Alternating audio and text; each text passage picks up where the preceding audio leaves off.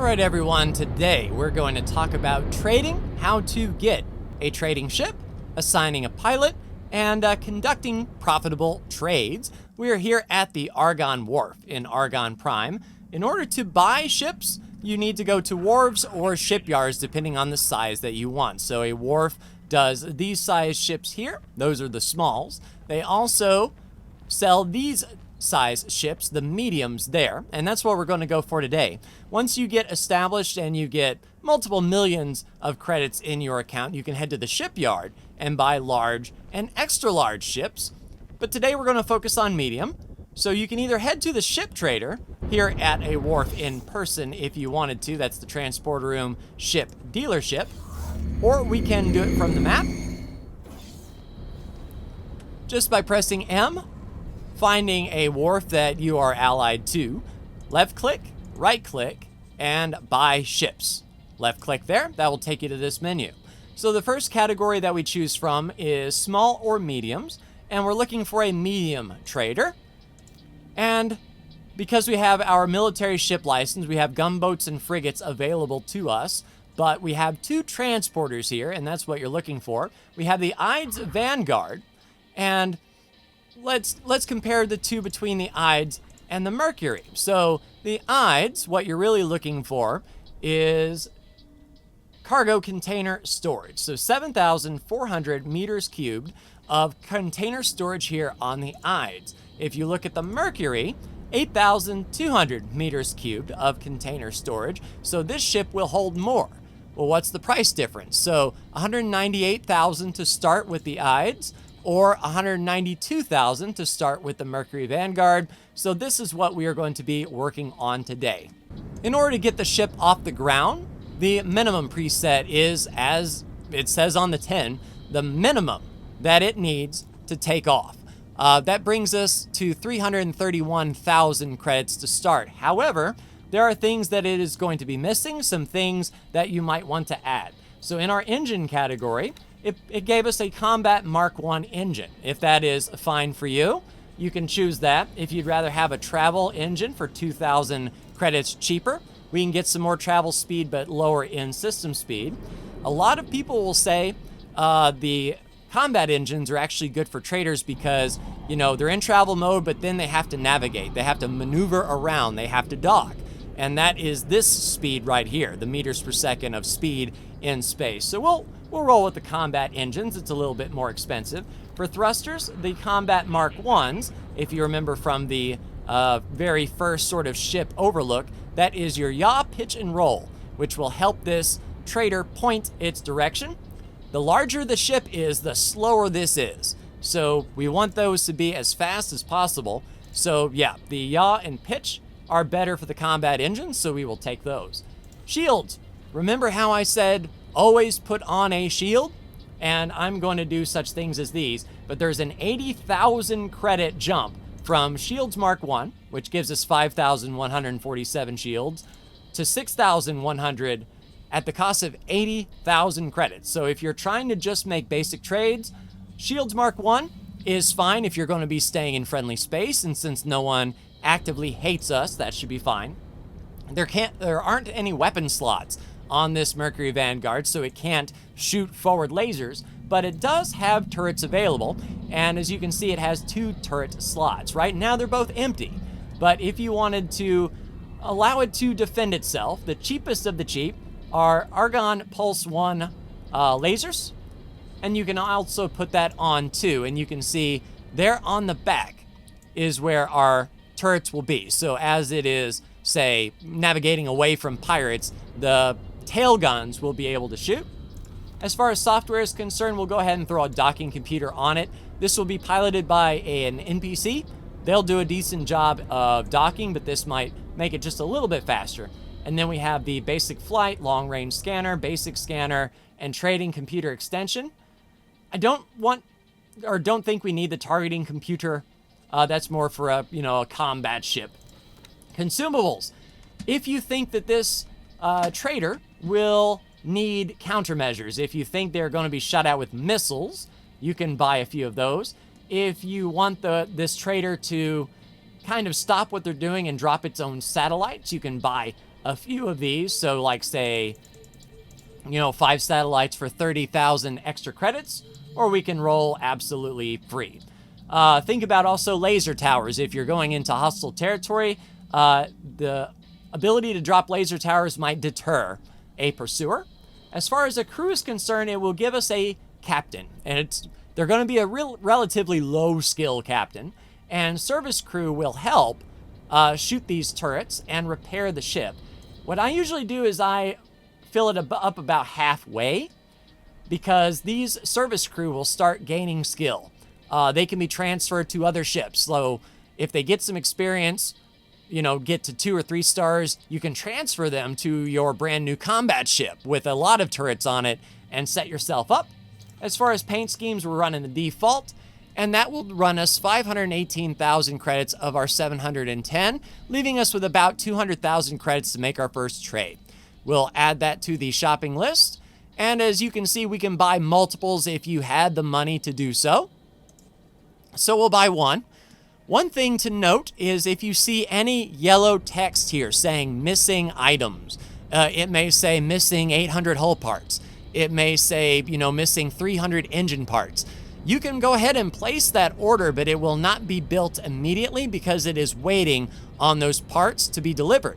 That's an opportunity for you to, bring some yourself if you wanted to. But we'll confirm that order, and immediately our medium ship is starting to be built, and it's going to be done in a minute. And as a matter of fact, this is persistent. So if we head down to the medium bays and we take a look, there is our brand new trader actually under construction. And that's the thing about this game. It is a full economic simulation. Ships are built using materials that are actually brought to a wharf that was actually manufactured by another factory from goods that were mined out in outer space. Nothing is spawned in, nothing is given. If you cut off, a bunch of miners from your enemy, they will not be able to make goods, and then they will not be able to make ships. So this is very much an open sandbox of manipulation of trade goods and minables. But once this is done, we'll have a brand new captain. The ship will get right there its registration number automatically, and our logo is on it, meaning this is now our trader, and we can give it commands. So we're going to open our map and go to the property owned, and there is our brand new trading ship, the Mercury Vanguard. If we right-click, left-click information, we can get a look at the crew.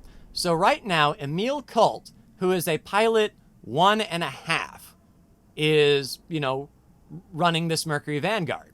So since we have a better pilot, who is closer to 3 stars, we could transfer Jesmine over, but there's something I need Jesmine to do first. We need to make sure that the factories that we know about have satellites around them so that we can see what exactly those factories need. And I believe an advanced satellite placed here would be big enough to get this hull part factory, weapon component factory, and the Argonne Wharf all in its sphere. So we are going to deploy. I thought they gave us some advanced satellites. Not to worry, we have 4 satellites. So let's go ahead and put 1 satellite here around the wharf. So we'll go civilian satellite. And I'm looking for factories that are close together. So let's say right here in between the medical supply factory and the 2 graphene refineries, we'll place another satellite there.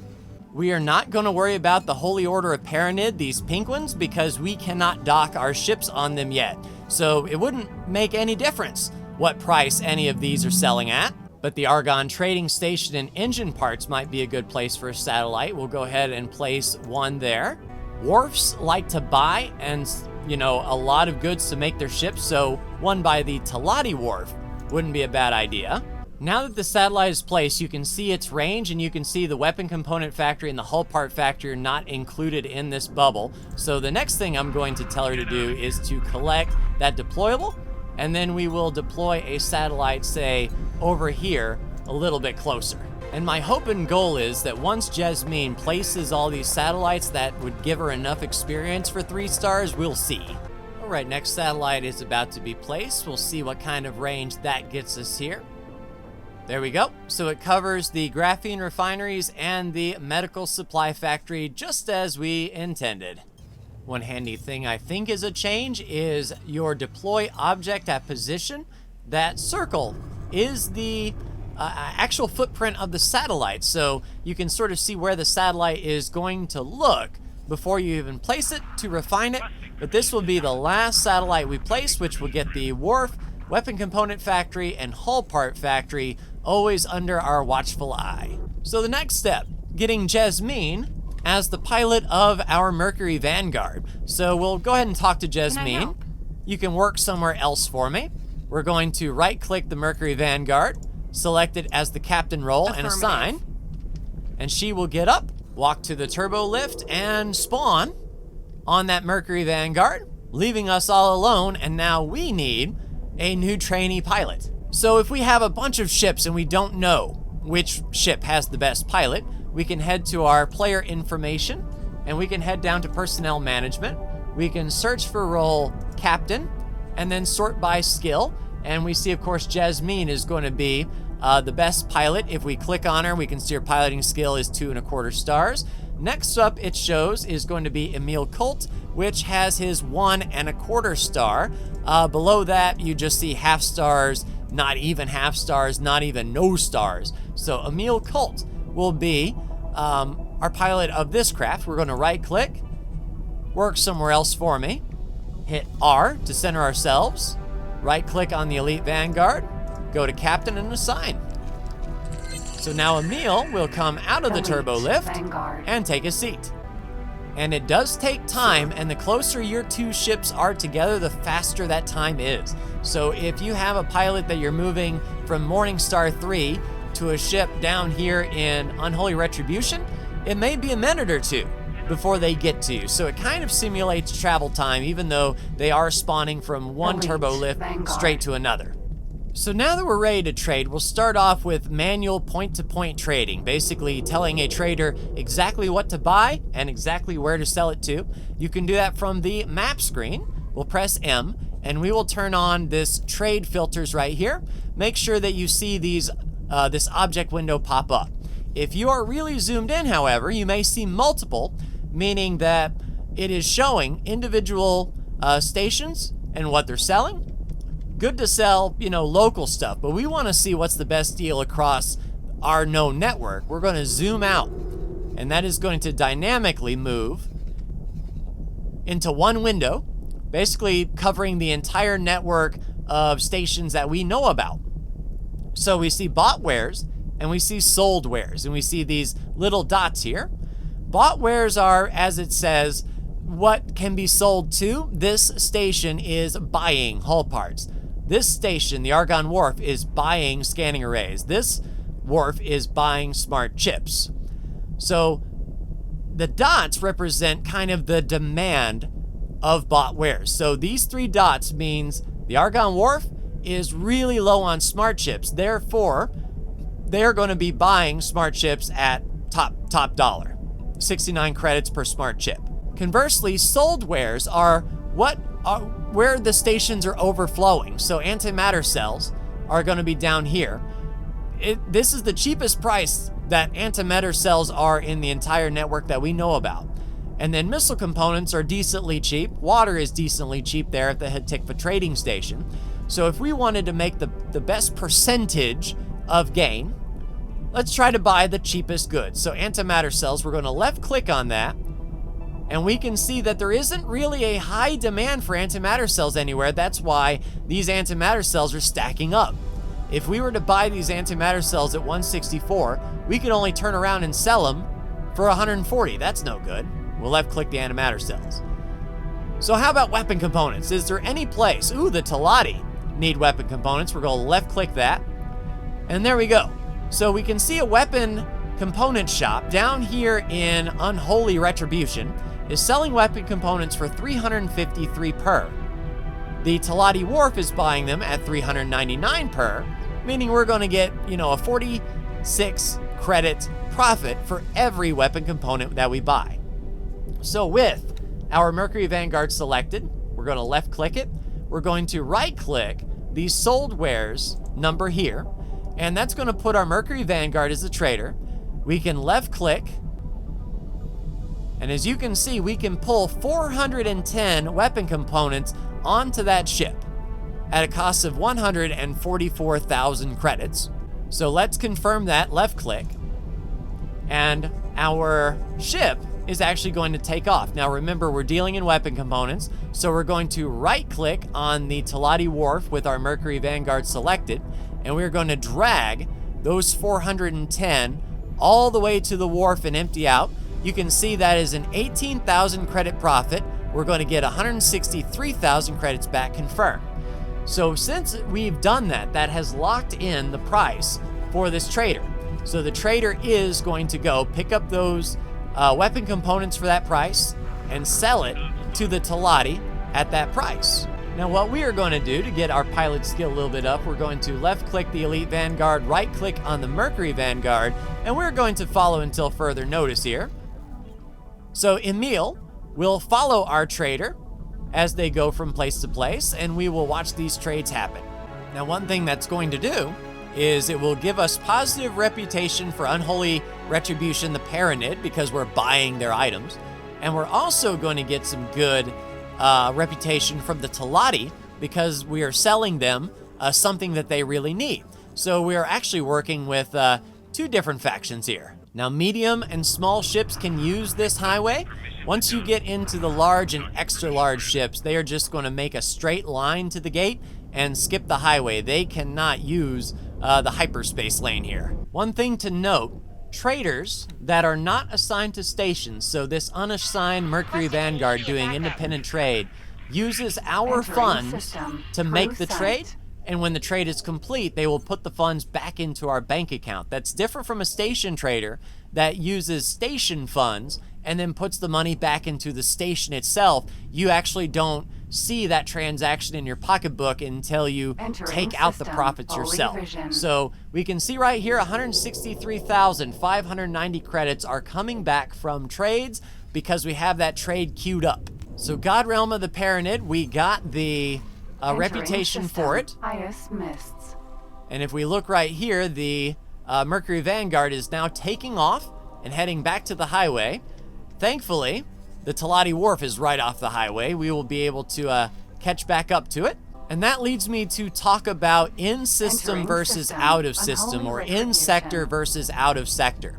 So since we are following it with Emil, once our trader is in our sensor range, it behaves as though we are aboard. It, navigates around stations. It navigates around asteroids. If we were to fly off in the opposite direction and the trader leaves our sensor range, it will go into OOS mode, or out of sector, or out of system mode, where the game then calculates its movement based on mathematics. Combat works the same way. If you're in combat yourself, the lasers and bombs and guns are actually tracking, and if it hits, then it hits. If a military ship is attacking something out of your line of sight, it is calculating your damage by, just sheer mathematics. What could you typically do? What is your DPS? What is your shields? And mathematically, how would that work out? So there are some times where it is better, mining especially, where you don't want to be on the ship. You want that ship to calculate how much ore it would, mine on its own based on the lasers it has. If you were aboard the miner, you would have to physically shoot the asteroids. The asteroid would physically have to break, and then you'd physically have to pick up all of the ore. So in things like trades and mines, it's actually better not to be on the ships themselves. This Mercury Vanguard is going to go straight into the wharf and land very quickly. If we were on it, it would have to navigate around all of these things and actually line up and then get to the docking bay. So it's a good thing we're not right on its tail, but here soon, we should get the profits from that trade. Yes. All right, so notice how we are now within sensor range, and the Mercury Vanguard is going around this post. If we were not here, it probably would have flown just straight through the station, clipped on through, got to this docking bay, and sat down. But here's our Talati Wharf. You can see their mushroom-inspired technology. This is Talati design. You can always tell a Talati ship or a Talati station by these mushrooms here. And also, as soon as it touches down, it will complete that trade. We will get our profits and we will get money back into our bank account. So there we go, 160,000 credits. Our new balance is 211,000 credits. I mean, there was a little bit of reputation gain, but not enough to trip the number over. So that is a simple trade. And because we had no extra orders on this trader, they're going to hold there. Now let's talk about repeat orders. So let's set up our repeat orders. Essentially, what do we want our trader to do?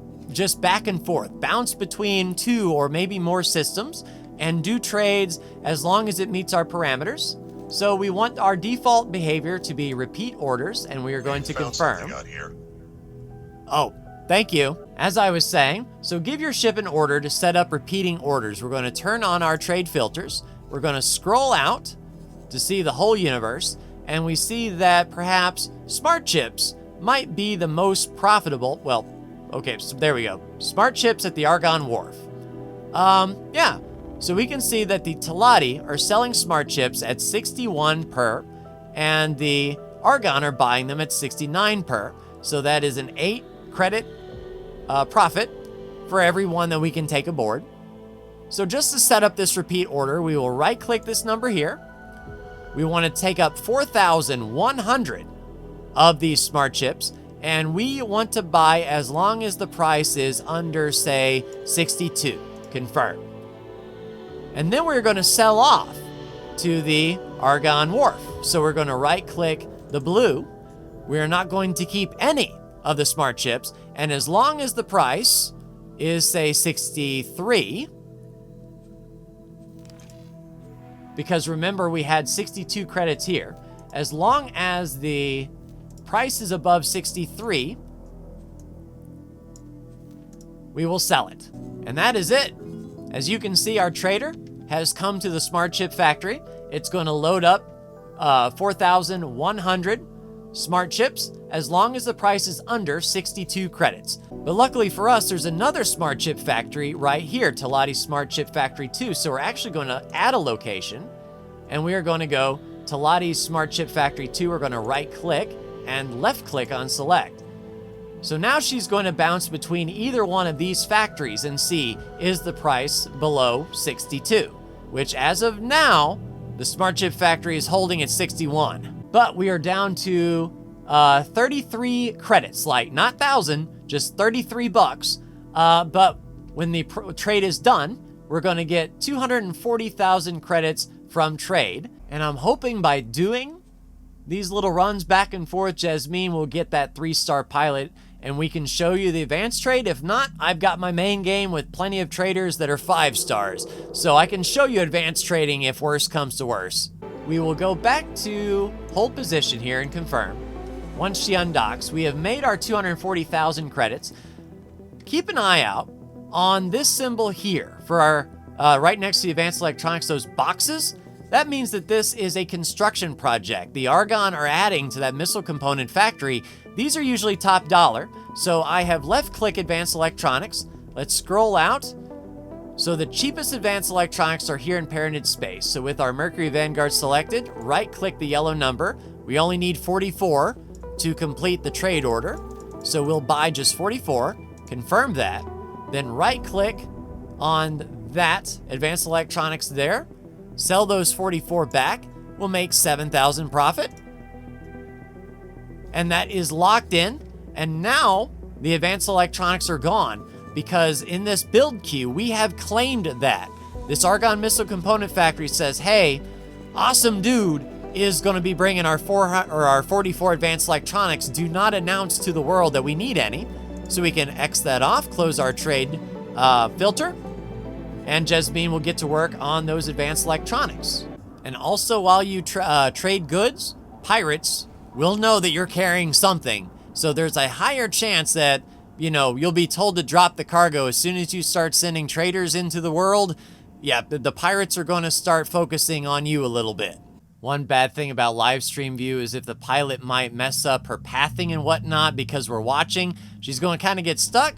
So we'll have to turn that off for now, and then she'll figure her life out because she'll be in out of system mode. She'll dock right up, but you can just look at the size of that silhouette compared to the station and the silhouette of our little Mercury and see that the Xenon Eye does not play around. All right, so cash delivered, we're back up to 247,000 credits. Now let's set up a repeat order that may work as a dedicated sort of advanced trading for now until Jasmine hits 3 stars, and then she can go about her own business.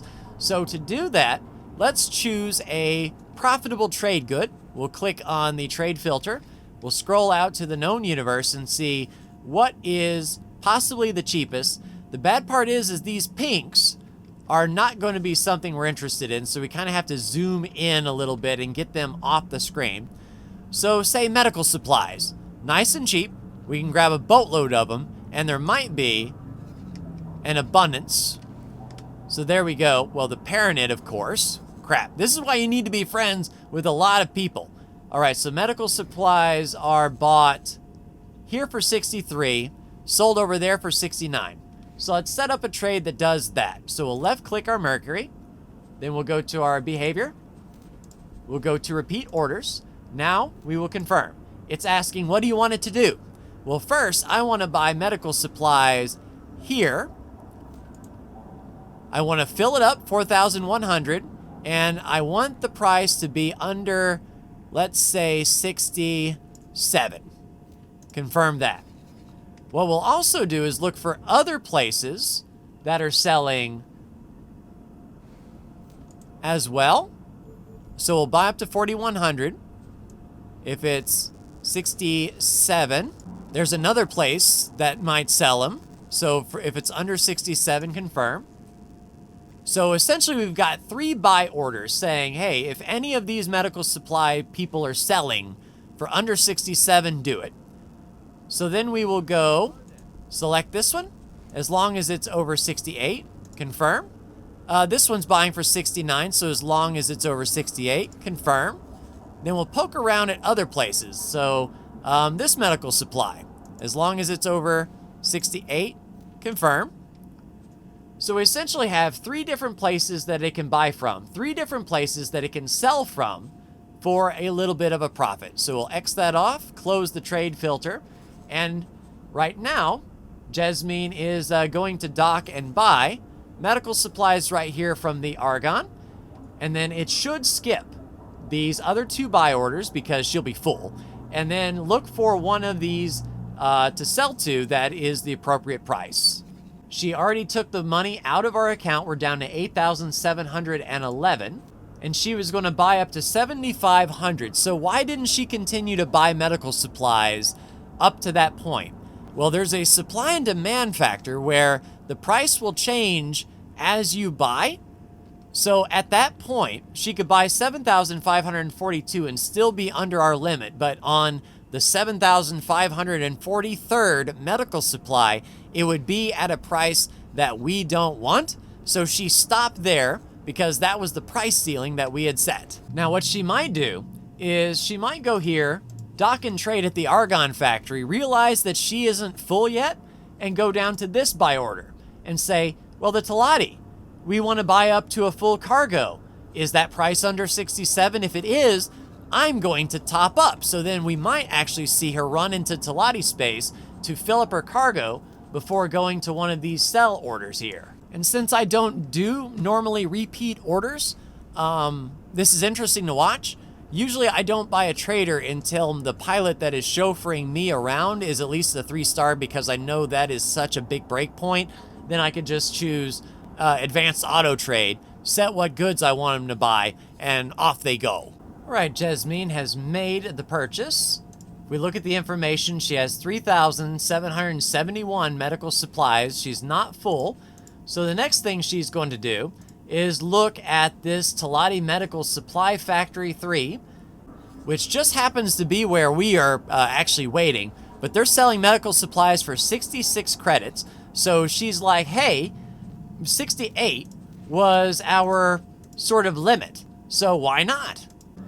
So now money was the limiting factor for this next purchase. We're down to 5 credits in our pocket, and looking at their information, we can see filled capacity after planned trades. So she's going to buy 300 more medical supplies, and that will pretty much fill her up.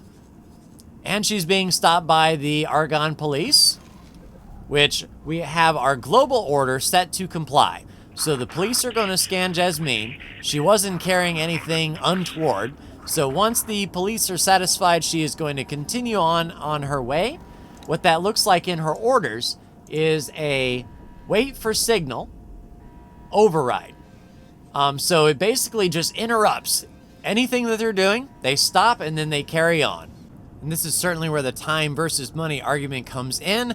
Do you go off of the highway with a trader this slow to go get medical supplies from Black Hole Sun, or do you stick to stations only on the main highway so that it's just a quick exit, they get their stuff, then they're back on the highway and down? That's up to you. Of course, during this time, you can fly your own ship, go do your own things, make your own money, do your own missions, but I'm just showing the trading portion and not focusing on my side of the story. And then another good thing, as Jasmine is moving back and forth doing these trades, she is constantly refreshing all of these stations' buy orders. So the next time you look at something, you might, see a price that you like better that wasn't available last time. But Jasmine's here at Profit Center Alpha. We'll see her shortly. And there is Jasmine actually coming in and meeting us. That's one of the trippy things about X4 is your company may expand to several hundred different spaceships. Once you get teleport technology, you could go to any single one of them. And the bigger you get, there's a very real chance that you run into your own ships as you fly from place to place. And if it's a ship, one of your first ships that you ever got, with a pilot that has been with you ever since the beginning, it's a really cool story building sandbox moment. So now Jasmine is going to take off. Her next behavior order is to sell. No trades found above the price. So this station already failed. This station already failed. Did this station fail? All right. So now she's going to be kind of in a loop, waiting for the price to drop. So she's full. She can't buy. She literally has no funds that she can buy with. So it's just going to cycle through until she finds a place that is buying the medical supplies for over 68 credits was our bare minimum. So we have all three set to 68. So none of those are selling. Let's actually see for ourselves. Let's select medical supplies and then have our Mercury selected. Is anyone buying? So right there, those medical supplies are being bought for 69. So we'll right click, make sure that's over 68. The Paranid Soja Husk factory, we'll go ahead and confirm that. That appears on our sell orders. So as the queue comes down to the bottom, she'll check 4, 5, and 6, and then see that 7 is under the right price. So then hopefully we can keep her going.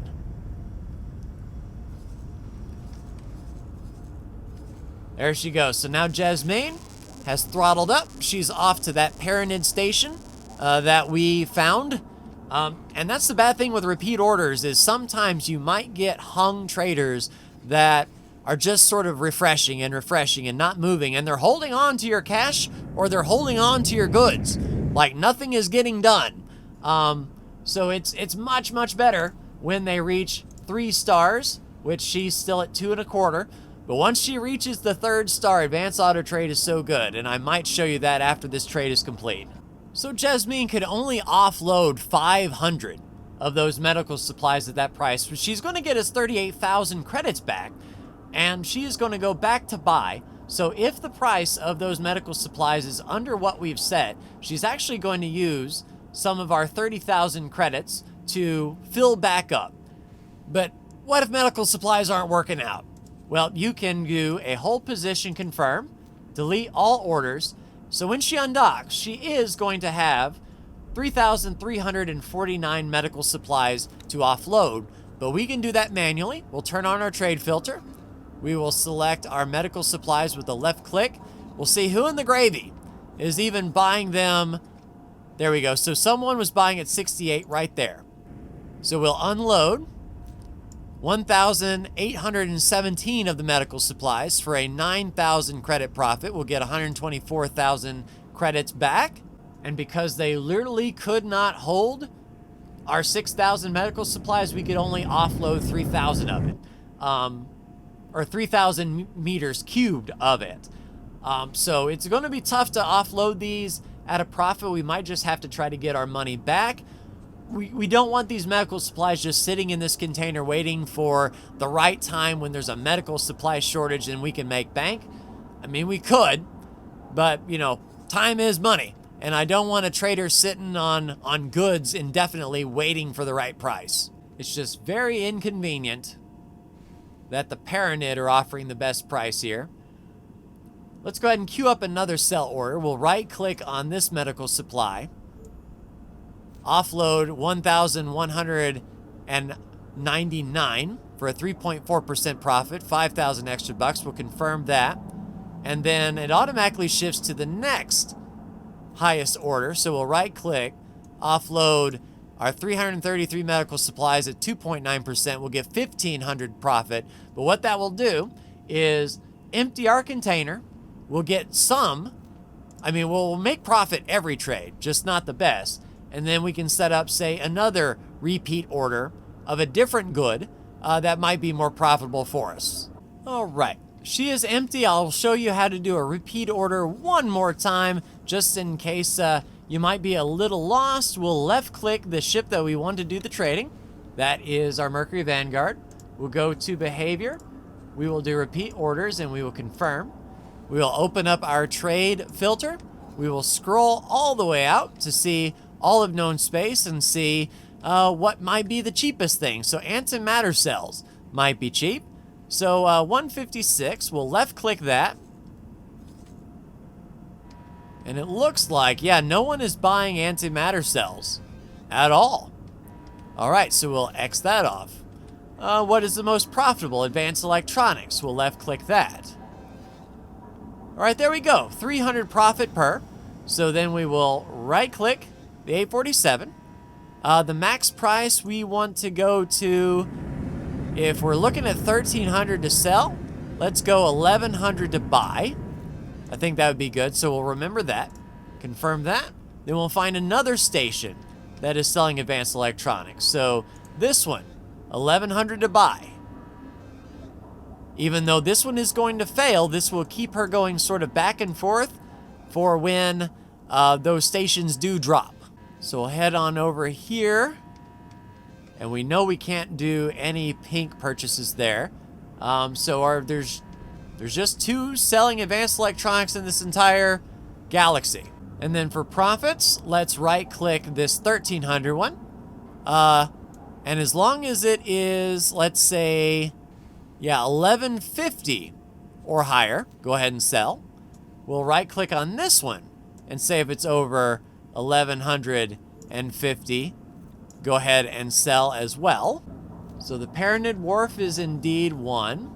Then we have the Talati Wharf. All right, we're not selling to the Talati Wharf yet. So 1,150 credits. Right there, confirm that. And I think that is everything. We see the Talati Wharf, we have a Paranid Wharf, and we have an Argon Wharf. It makes sense. Those would be the three that need advanced electronics, and only two places to buy from. But I believe we have locked in our price because she is on her way. We're only down to 139 bucks. And when we look after filled capacity, after planned trades, she's almost going to fill up the whole ship. So we ran out of money, not items. And what I'll do, this fifth sell order is to the Talati Wharf. I'm going to move that up twice so that the Talati Wharf is the first place that she's going to try to sell to. Since the first buy order is the Talati Advanced Electronics Factory, we might be able to just shuttle it right over to the Talati Wharf, and then she'll look right back at this electronics factory and say, is the price still good? It is? Awesome.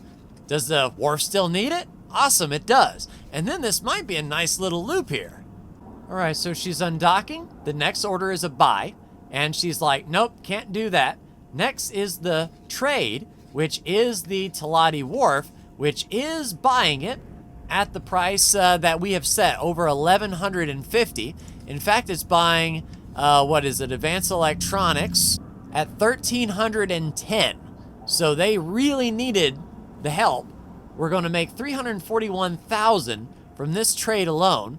And looking at this, 1,201. If you wanted to finagle your buy order and say, you know what, I'd really like for her to do another one of those trades, but it's going to fail. It's, you know, 1,200 bucks. You could do, say, you know, 1,250 and set your ceiling to 1,300 to force that trade to happen, but we'll just let it be. We've got 3 wharfs that need advanced electronics, not just the Talati here. And there we go, 341,000 credits. We got 1 rep with the Talati company. One thing I'll show you is the player information transaction log, so you can see how much we had. There was the purchase of our ship. And then we bought some, sold some, bought some, didn't make as much back, bought some. Now we're over what we had when we first started with the ship. And, you know, once we get back up to 720,000, then the ship, you know, would have paid for itself. And now she's kind of hung. She looked at the 2 places where advanced electronics were being bought. Neither one is at the price we want. So she hasn't came out of our pocketbook to buy those. So she will either stay here and constantly look for those orders, or we give her a hold position since she's empty, delete all of her orders, and now she is ours to command once more. And welcome to my big save, everyone. This is the series that you've seen perhaps on YouTube of 600 hours in the same save file in X4, and I just wanted to show you advanced auto trade. So we have a trader here, Mr. Torb Slammer, who is a 4.5 star, 4.5 star trader. I'll tell you what, I'll delete all and go hold position. That way we can start from scratch. Once you get at least a 3-star on your transport, you'll go to Advanced Auto Trade. The screen that comes up will be Add Remove Wares. You'll click that. You can click this box to select everything. Illegal items and all. If you don't care what you sell, if you're just looking for that percentage of profit, you can click OK. At the very bottom is your anchor space. This is what is your home sector that we are originating from. So I have here Argon Prime. And then the number of stars you have is the max gate distance to buy and the max gate distance to sell from your anchor space. So at a 5-star, we can go 5 jumps away from Argon Prime. So let's say we go 1 jump to Hatikva's Choice, 2 jumps to Silent Witness, 3 jumps to 18 billion, 4 jumps to Memory of Profit, 5 jumps to Memory of Profit 10. So the Slammer here can go down to Memory of Profit 10 and then sell those goods from 5 jumps the other way. So say up to Hatikva's Choice 1, 2 would be Morningstar 3, 3 would be Heretic Zen, 4 would be Watchful Gaze, 5 would be Barren Shores. So the Slammer has coverage from there to there with 5 jumps. When you hit confirm, you will see that this symbol pops up looking for trades. What it's doing is it's seeing its filled storage capacity, a trade subscription that you purchase from each faction for 10 million. It's looking at every single Argon station in the galaxy. And it knows the prices of every single one, even stations that we may not have physically seen yet. So what it's doing is it's looking for I believe the highest percentage of gain back, not the highest dollar amount back, but the highest percentage gain. So once it finds a profitable thing, which it has, it's going to buy 2,045 microchips from the Argon High-Tech Factory and sell 2,045 microchips at the Argon Ship Technology Factory. So we can kind of see what it's doing here.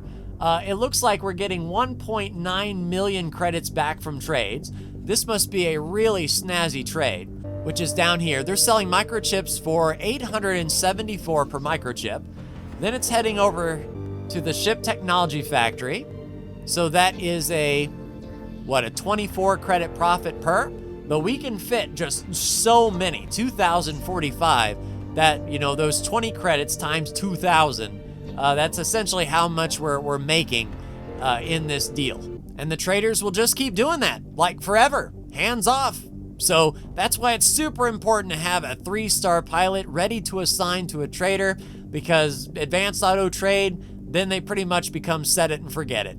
But that will do it for me in this episode, everyone. Next time, we are going to talk about trading's cousin in making passive income, the miner. So I hope you will join me for that. Second contact.